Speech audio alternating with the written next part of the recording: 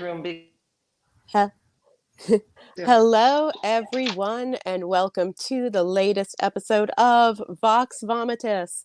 I am your host, Jennifer Ann Gordon, and if you are watching this live, you will say, "Oh, Jennifer, you don't look like you normally do." We will get that. We'll get to that later. But like I said, I am Jennifer Ann Gordon. I am the author of the Kindle Award-winning novel for Best Horror 2020, Beautiful, Frightening, and Silent, as well as Pretty Ugly, and the recently released The Japanese Box and Other Stories. Joining me today, as always, is my Vox Vomitus vixen, Allison Martine, author of the Bourbon Books, which, shameless plug for Allison, they are all on sale for 99 cents on Kindle right now. That is true. That is true. So Allison Martine, author of the Bourbon Books, which includes Dibs Since September, Move on Melinda, and Climb the Salmon Ladder. Joining us today with some technical difficulties, but we are believing in her and we're believing in this podcast, is the best-selling author, Roberta Rich. She is here to talk about her latest book, The Jazz Club Spy, which is... That's why you look like that, Jennifer. This is why I look like this, which is a historical fiction novel that takes place in New York City in 1939 and stars a character named Giddy, who might have a bob, might wear some like kind of vintage shop girly dresses, among other things.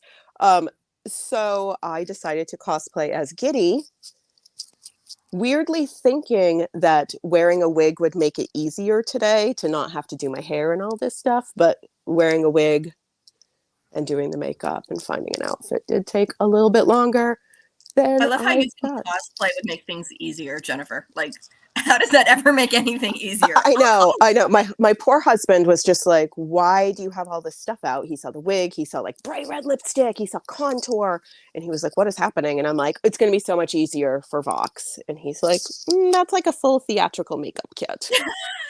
Whereas I'm always in, well, not always, but I wear like the bright red just because it makes me look slightly less pale and dead, but it's fine. It's fine. And hopefully we have Roberta on with us. We were having some technical issues here. Roberta, can you hear us? Welcome to the show. I'm not sure if Roberta can hear us on her end. I don't know if Roberta can hear us either, but we are thrilled to have Roberta, and we're thrilled to talk about the Jazz Club Spy. And Abigail loves your wig, by the way. And Abigail, of course you do. I mean, half my friends do cosplay like all the time. And so the fact that you are also cosplaying, I'm going, One of my friends does that on her Twitch streams, and she'll get into the wig while we watch. So the fact that you didn't let us watch you get into the wig. Nobody wants to see my giant red curly hair stuffed into a wig cap. I do. I mean, it's not pretty, and it's also, I don't think, very like friendly for YouTube because the amount of swears that come out of my mouth. I see Amanda knows this wig well. Amanda, have you worn this wig before? No, but we have matching wigs. Oh, I love it. So I want to say a little bit about the book. Hopefully, Roberta, you can hear us, and when you can, hop on in, and we will let you talk about your own book. But we were excited to read this, and Jennifer, of course, she's posting pictures looking like, Daisy Fitzgerald and all the stuff, looking very Great Gatsby here. But this is a very fun historical novel set in the lead up to World War II. I mean, that's basically where we are here. And I was just excited to get to have stuff featured in an automat because anyone knows me, like I'm weirdly obsessed with automats. When we got to the automat part in the book, I was, just reading it. I did. I squealed because I knew full well how much you loved automats and how much you were obsessed with them. Yes. And I will say, Allison, I love that you just called this a fun historical fiction novel because it is. It's not one of those like, oh, look, it's Henry VIII going through 17 more wives and they're all dead. That's not this.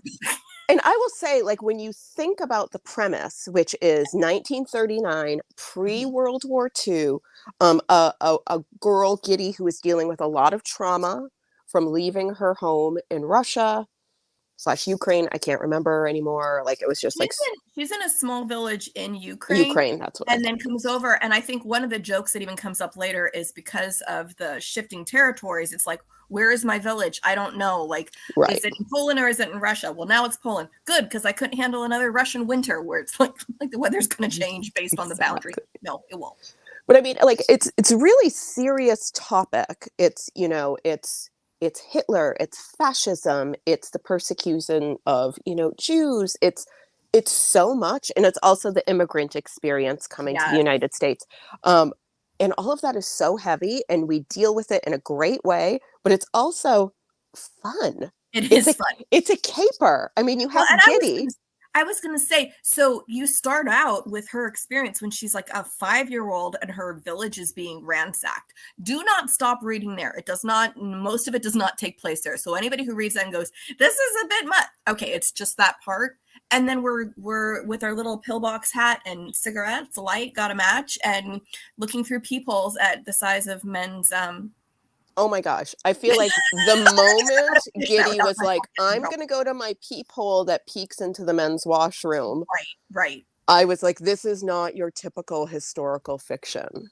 So we're still having some technical issues. So I'm hoping Roberta is able to hop off and hop back on to join us here so she can talk to us about her book. I know, because I really want Roberta to look at me and just be like, you don't look like Giddy at all. Oh, I'm sure you do. But I think in my way I do. Giddy talked about her Bob.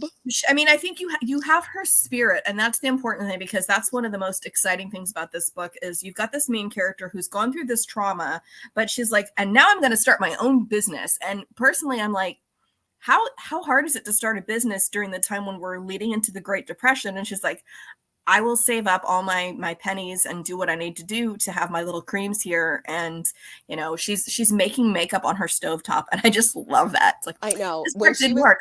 If I could get waterproof mascara, it's like, I know, when she was talking about waterproof mascara in 1939, and then she's got her mom going like, oh, if you just add this and this. And I loved it all. I was like, I should write this down and try to make it. We'll make your own. No, Jennifer, we have those now. Don't do that. That's crazy. But I feel like I would have read an entire book about Giddy opening up a makeup shop, period. Right there. Like somebody who's a cigarette girl, who's peeping on guys, who has a best friend who is a psychic/fake psychic. Yeah. As somebody who's worked for a psychic/fake psychic, I understand all too well Giddy's job of listening in on conversations. And rifling through pockets. And I've never rifled through pockets. Okay, well, I'm glad you say that publicly, that you are not. Well, you are a former lawyer/actual lawyer. Well, I mean, I'm still a member of the bar, but I'm inactive, and you're in another state, so I don't think I have any duty to report things you may have done. Right. So I'd never limitations of rifling through somebody's pockets. Never rifled, but did listen a lot and then report back to the psychic/fake psychic. I love that. You were like the Giddy too. I was, which is why I'm like, I've got to go full blown wear the wig. Well, there you go. I mean, I appreciate you're doing that instead of actually sitting here with a fake cigarette, because first off, for people who I couldn't find my fake cigarette. Well, that, and you've been coughing. I don't need you. As I just start coughing. Need you pretending to smoke and then coughing up a lung because you're like, hold on. Even if it was a candy cigarette where it's all that. I'm going to see if I can I can see Roberta's moving to another room. So I'm hoping she's getting a better situation there. She's probably getting to a better situation. We've all been there where all of a sudden our internet doesn't work in the room that we're in. Well, and who did we have? We had somebody on not that long ago whose computer shut down just as we were going live. Everything was fine. It was David Scott Hay, I think. Yeah, and then he was just gone. He's like, my computer decided now is a good time to reboot. We all know that that's how computers do their thing. So it's kind of funny because we're talking about historical fiction where they don't have anything like that. And there's a scene, and I don't want to spoil things, where she's trying to get a hold of somebody on just a regular phone. And it's so funny to me. It's like, they don't have cell phones. They don't have all these to get a hold of people. And mine's my fake Hannah Montana phone. I still don't think this is a real phone, but it is. But it's one of those things where we take for granted the ability to look somebody up on the internet or be able to call someone on the cell phone. And she's got a life or death situation, and she's talking to some receptionist, and the receptionist is like, yeah, they're not here right now. They're not here. And she's like, can you please? Yeah. And I depend on it. I think that's, kind of historical fiction now. And we've had guests on our show who just write books in the 60s and 70s, and they're calling that historical fiction. That hurts my feelings. But I feel like we're going to get to the point where anything pre-cell phone, pre-computer. Well, and it's even that whole thing where the 80s are this big time of nostalgia in a way. And I was, okay, so this is a total tangent, but that's fine. So I started watching a show that's set in the 90s, and then they did like a dance that was set in the 50s, and it broke my brain because I was like, wait a second, this is like the 50s through the version of the 90s. Kind of like the way Back to the Future would have done it, but at the time that really was, they really were filming then and then going back. But this is like a show that's modern now, only like a year or two old, set in the 90s, then doing a dance in the 50s, and my brain just broke trying to like do all the jumping. Yeah, that's like a little bit of like the, you know, the multiverse right there. But there's like this cool like 30-year pop culture cycle, which is why like in the 80s and early 90s, everything from the 50s was really hot. Like in the 80s, we got things like Grease, Laverne and Shirley, Happy Days, because there was that like 30-year pop culture thing where we're like, that is lovely. Like we love it so much. It's nostalgic. And now, and now we're just like, oh my gosh. Like, I know I'm very obsessed with the 90s right now. I want to write like every book in the 90s. It's like when I was a late teenager. We can't all do that. And I understand. And part of it, as someone who has children who don't understand what happened there, my 8-year-old is obsessed with things from the 80s, and he thinks he was born and worked in 1985. So either he has some kind of like weird past life regression going on. Yeah, I was going to say he's definitely like reincarnated. Like, that doesn't make any sense. But what's really funny is he carries around his camcorder, which we had to buy on eBay because he needed one that, of course, hasn't been made in 30 years. And he's carrying this thing around, and the kids are like, is that real? What is that? But the adults are like, oh my God, that's so cool. The adults, is it huge? It's bigger than it should be. Let's just put it that way. It is not. Yeah, I remember having a camcorder in, I think, the 90s, probably late 90s, that had like a mini videotape in That's what we had to buy because I bought it like plugged into a bigger VHS tape. Right. And here we're thinking, oh, this is something that, why does my child want this? And we don't have any way to play any of it unless it plugs back in directly to our TV. So it's like even the hookups don't work anymore. Oh, okay, Abigail, you're killing me. I saw someone on Twitter asking for opinions on the 90s so they could write a historical novel. Oh boy. Can you please block Abby right now? Yeah, unless it's 1890s, please do not say the 1990s are a historical novel. But it kind of is. I mean, like it was like 30 years ago. I know. Let's not dwell on that. Okay, so the Jazz Club Spy takes place in an actual historical time. We've got Roberta again. I'm going to see if Roberta is able to tell us a little bit about her book. Roberta, can you hear us? Are you able to hear us here chatting about how people now think the 1990s is historical? Yes, I can. Yes, I can. I tried something a little bit different. I'm in Mexico at the moment, and I don't know if that has anything to do with our technical difficulties or not. Well, welcome from Mexico. We're waving. I wanted to the cover. Please show the cover because it makes my outfit make more sense. It's true. You did look like you were off the cover of her book.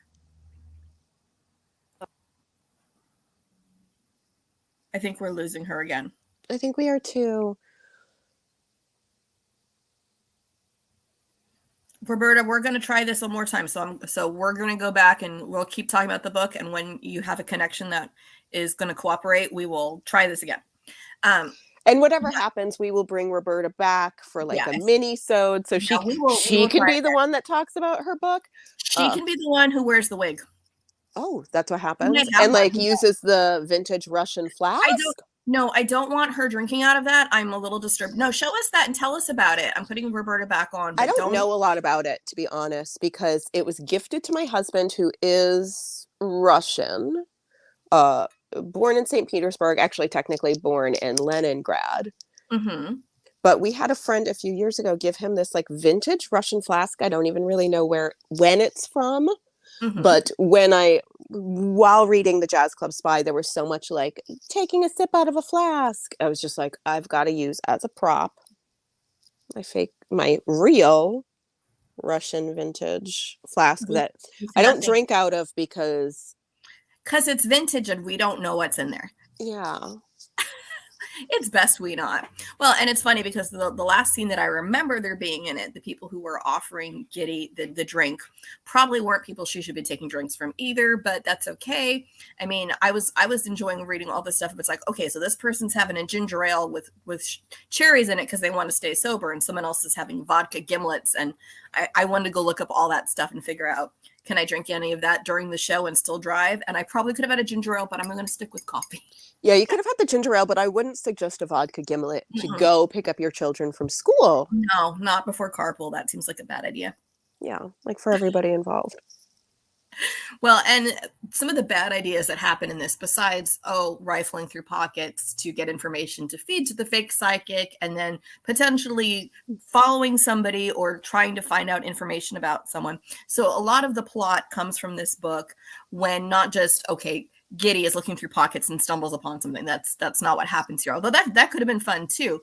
But like we said, it starts in this village that's getting just devastated by a group of invaders. And then we jump forward to Giddy's life in New York.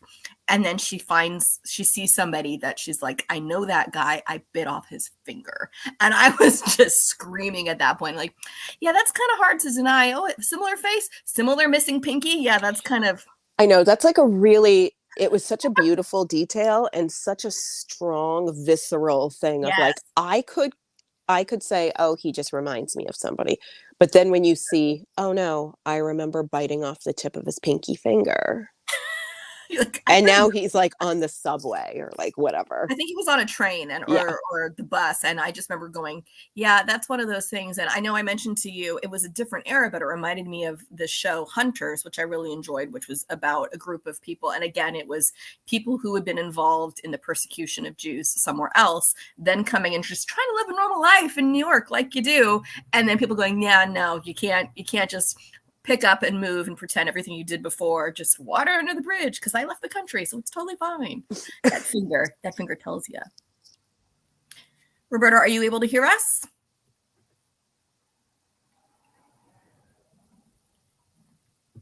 I'm not sure if we're able to hear her.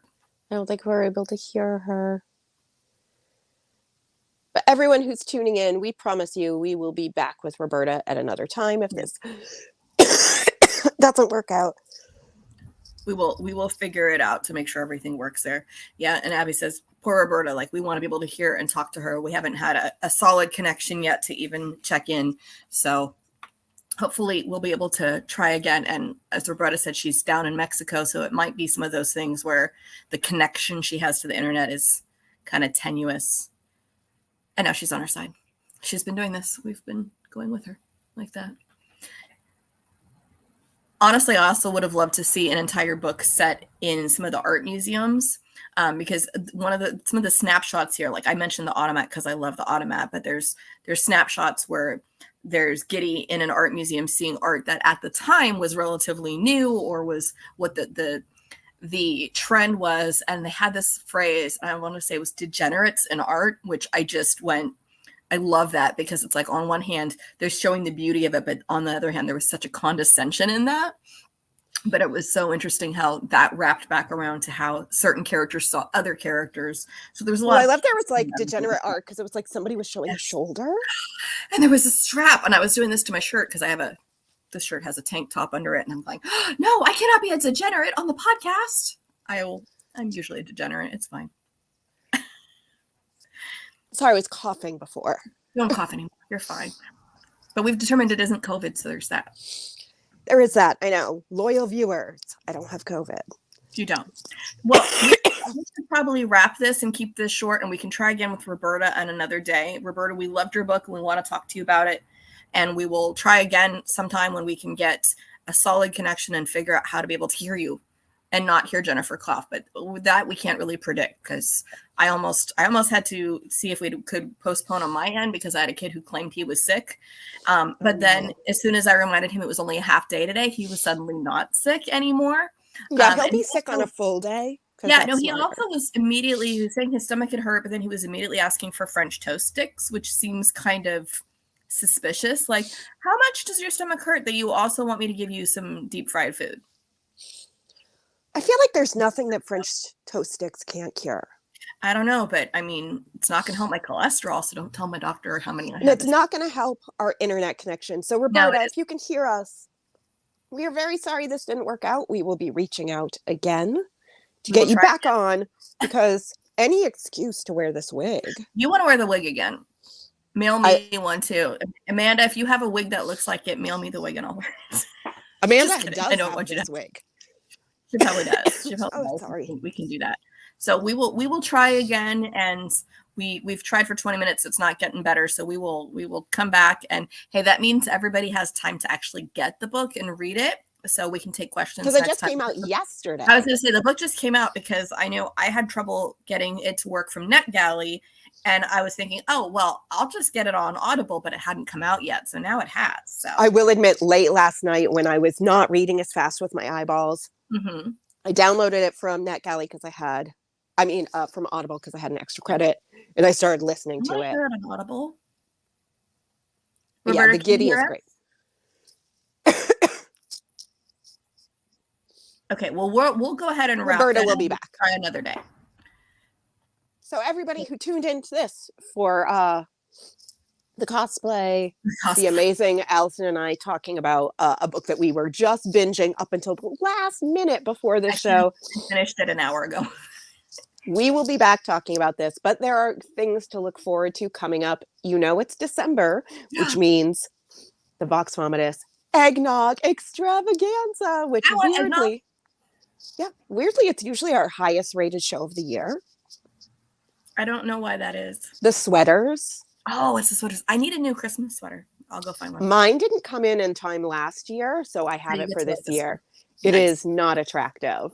I want I just want anything. I'll take it. So we will, I don't know what date we'll have that, but we will let everybody know so that we can have the eggnog show coming on. I'm already excited about authors we have booked in 2024, which is almost 2024. I don't know what happened to this year, but I know we will have Frances White coming on and talking about Voyage of the Damned, which comes out at the end of January or mid-January. So she will be on, and I'm excited about that because I was the first person on the planet, other than the author, to read the book. I love that so much. I love that. I'm like, everybody gets to be excited about it now, and there's so many special editions.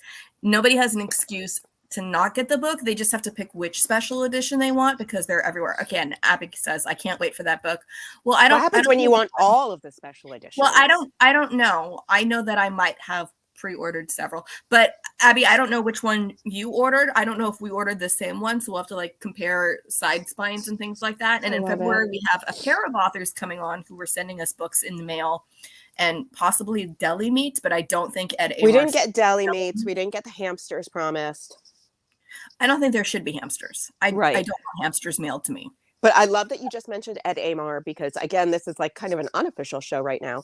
But I'm going to say, if you're watching this, go to my Facebook page and register for I am part of a Noir at the Bar. That's right. Zoom event this Sunday, which is hosted by Edmund. Yeah, it's this Sunday. What time for you? I believe it's 7 p.m. Eastern time. You do have to register. The link will be on my Facebook page. It doesn't cost any money. This is my first Noir at the Bar experience, and it's virtual, so I can be very, very nervous privately, but there will be a signature cocktail. There will be amazing authors, of which I am one of them, but I have such imposter syndrome being part of this lineup. But please come. You have imposter syndrome is you're currently cosplaying as someone else, so you are literally being an imposter. Okay, it's very cute imposter. And Roberta says, thanks, Abby. Roberta, we want to get you back on, so we will figure this out. If it has to wait till you're at a place where we can get good, reliable internet, we will figure it out, and we can do a test run. We can hop on StreamYard anytime to get it figured out and working. She's hopping back on here. Let's see if it's working. Roberta, can you hear us?